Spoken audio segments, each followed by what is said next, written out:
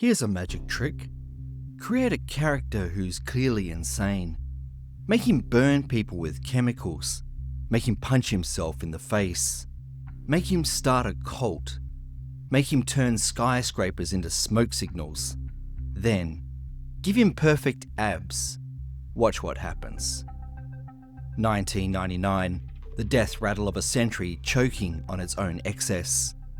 Men in cubicles, men in khakis, men with ergonomic keyboards and carpal tunnel, men who know 40XL shortcuts but can't change a tyre, a generation raised by cable TV and IKEA catalogues, designer clothes, exfoliating scrubs, hair products with names like Fibre and Putty, men suddenly obsessing over thread counts and cuticles, men starved for meaning while drowning in comfort, masculinity outsourced, manhood as a monthly subscription box.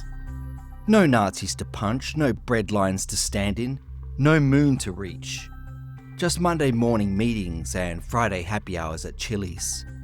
Existential angst masked by cologne that smells like crushed rainforests. The week's biggest win? Finding the last parking spot at Trader Joe's on a Sunday. Cultural castration, male pattern self-loathing. Then, a body emerges like a warning, silhouetted against the yellow flickering basement light. You know the scene. Concrete floor sweating, grime on the walls. The kind of place where hope goes to get its teeth knocked out. That dangerous, stripped-down, predatory body steps out. A body that says, I don't exfoliate, I don't moisturise, I don't give a shit. Every man watching feels the same gut punch recognition of something surrendered. That body's a receipt for everything lost. Every man measuring the distance between what he sees and what he is. The body as protest sign, the male form as middle finger, a declaration of war against everything soft, safe, and approved by focus groups. The last call before the century ends, before towers fall, before everything reboots. The perfect moment for men to panic about what they've become. Bodies change in jolts and convulsions. Evolution doesn't knock. It kicks down the door at 3 a.m. and pisses in the gene pool. Rewind to the 1980s. Schwarzenegger, Stallone, biceps inflated like government lies. Masculinity as nuclear deterrent. Too big to fail. Too massive to question. Steroid sculptures wrapped in anabolic rage. Red, white and blue. Then came Van Damme. Belgian export, ballet with blood spatter. Wesley Snipes, Blade, darkness wrapped in black leather and sharp edges. Muscle as murder, not magazine covers. An optical illusion that moved like liquid mercury poured over obsidian. Keanu Reeves, The Matrix, Neo, the body as question mark. A body that whispers instead of shouts, not imposing, doesn't dominate space. He moves through it. Around bullets, through code, not overbuilt, present, aware, capable. Mel Gibson, Braveheart, body smeared with mud and blood, function over flash, the suggestion that masculinity exists outdoors, in conflict, in dirt, blue-collar brawn. And before all of them, Bruce Lee, 5'7", 135 pounds, motion as water, stillness as stone, the body as argument with no rebuttal, too efficient, too honest, too much. An Asian man injecting new masculinity into American veins, still clotted with John Wayne platelets. The right messenger with the wrong passport. The industry still craving testosterone wrapped in apple pie. Hollywood couldn't digest him without cultural antacids. But the genetic code was written, the template uploaded, the future already, past tense. Male icons evolve through borrowing, through theft, through silent adaptation. The influences hide in plain sight. DNA's smudged fingerprint, a virus spreading sideways. By the late 90s, the roid freaks were fading, deflating balloons of synthetic manhood. Audiences craving something that looked achievable by humans not injecting horse hormones. Something shaped by purpose, not protein powder. Earned, not engineered. A body carved by absence, defined by what's missing, not added. And then, bam, the blueprint Xeroxed, the prophecy fulfilled. Bruce Lee's ghost reincarnated, repackaged, remixed and resold for a generation that never met him. Perfectly timed progress updated for mass consumption. Every office drone who saw it thought the same thing. I want that. Every desk jockey sees it and thinks, that could be me. Let's dissect this specimen. 5'11", 155, 5% body fat. Rebellion boiled down to skin and bone. The minimalist equation of less equals more. More threat, more sex, more envy. Not comic book hulks inflated with gas station dick pills and Mexican cow juice. A different beast entirely. This body never begged, never validated parking, never apologized for existing. Moved like it owned space and carried history. Not mass, but menace. Granite cut, nicotine-stained imperfection. Its asymmetry, its anger, a body with resume, with scars. Most men build plumage, not weapons. Instagram mannequins, selfie specialists, hashtag hoarders, muscles for clicks, not punches and kicks. Gallery meat. Peacock or predator, one's decoration, one's destruction. The gym explosion wasn't about different bodies, but different realities. The attainment of sinew for sovereignty. Men trapped in wage cages they hate, buying shit they don't need. Men who apologize when someone else bumps into them. Men who need permission slips signed in triplicate from their domestic supervisors for Saturday morning golf. The trapdoor out of cubicle hell. The body as escape hatch from modern life. This new blueprint offered no retirement plan, no Windsor knots, no Saturday pilgrimages to hardware megastores, no smiling nuclear family portraits on the desk, no therapist appointments, no pharmaceutical management of feelings, no property debt anxiety, no property at all. A life without compromise. Men who wanted to walk into rooms and have the air change. Wanted to make eye contact with strangers and have the strangers look away first. Wanted to speak and have people shut up and listen. The best grifters don't sell miracles, they sell maybes. This body wasn't superhuman. It wasn't green screened. Not a roid-bloated cartoon turning your testicles into raisins. It looked like something you could become if you hated yourself enough, if you punished yourself enough. Potential for a price. No one asked why, everyone asked how. You pause the tape, you zoom in, study his abs.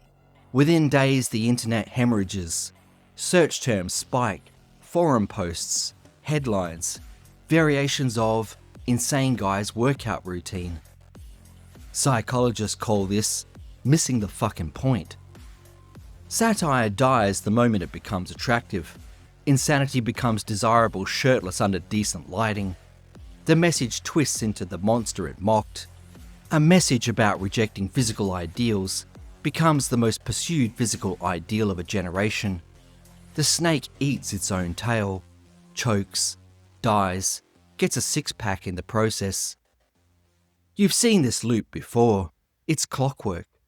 Wall Street assholes with Gordon Gekko posters. Frat boys quoting Scarface. Divorced dads ink Heisenberg, 'cause cooking meth beats mortgages and alimony. The warning sign becomes the wish list. The skull and crossbones becomes the advertising logo. The toxic waste symbol becomes the energy drink brand. We take the grenade and wear it as jewelry. The great lie, that a body is something you achieve rather than something you endure. Men who were never going to be Arnold suddenly thought they could be Brad. They were wrong about that too. Men buy in, not for health, not for function, because it seemed within reach. Because maybe, with enough obsession, it wasn't just fantasy. To resemble a hallucination. A body dreamed up only in the fever dream of a fictional character who never existed. The perfect metaphor for modern masculinity, chasing something never real to begin with. Funnier punchline, we know this and keep chasing anyway. Meal plans, macro calculations, chemical assistance, famine packaged as wellness. 5% body fat, skin stretched over steel, organs gnawing themselves, a skeleton wrapped in hate, starvation sold as grit, self-destruction with a fan club. Go ahead, count your almonds, 8, always 8, the math of hunger.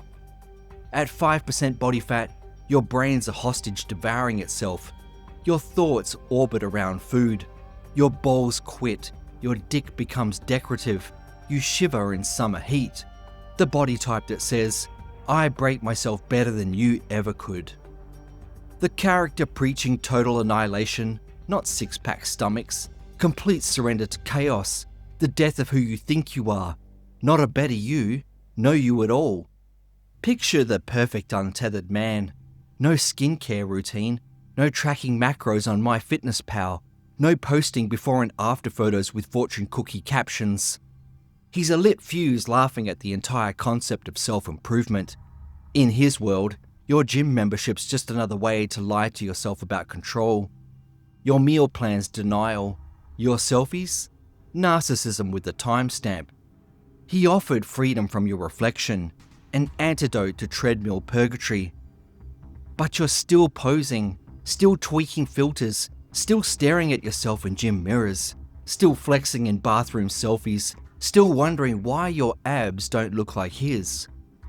25 years later, still blind to the gag, still deaf to the laugh. Life's supreme twist. Men watching anti-consumerist manifestos with shopping lists. See also cognitive dissonance. See also pathological blindness. Your spiritual awakening derailed by vanity. The middle finger misread as a pointing finger saying, this, be this, buy this, become this. Capitalism's greatest trick? Selling the rope to hang itself. Rebellion, now available with free expedited 2-day shipping. Anarchy in 3 easy payments. Memento Mori becomes the lifestyle hashtag. You can download the anti-capitalism app for $4.99. Critical thinking murdered by aesthetics. Revolution reduced to a t-shirt.